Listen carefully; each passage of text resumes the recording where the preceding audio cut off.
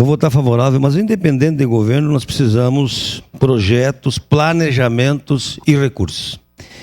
O FNDE, nobre colega Fiuza, que é o Fundo Nacional de Desenvolvimento da Educação, de 2013 a 2016, mandou sim 10 recursos para 10 escolas, e muitas não tinham projetos. Eu, inclusive, fui com a engenheira Carla em 3 locais, onde hoje tem 3 escolas infantis, que é no Pôr do Sol, no Oásis e no Santo Antônio. Aliás, no Santo Antônio era um parreiral, que o morador ocupava a área pública. Então, o governo federal de 2018 a 2022, eu não vi nenhuma obra. Me cite uma obra.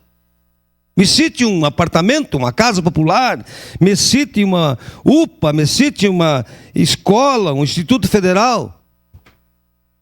Agora são outros ares.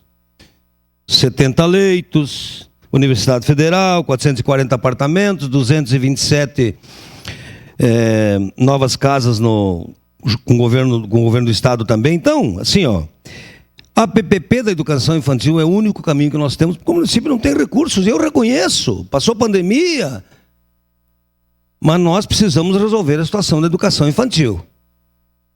E agora abriu-se uma porta, abriu-se um caminho com o governo federal. Independente. Morador que vai ganhar lá no São Genaro um apartamento não precisa ser do Lula, não precisa ser do Bolsonaro. É porque ele precisa, é porque teve projetos, é porque teve recursos. Então nós temos que pensar nas pessoas, em quem mais precisa.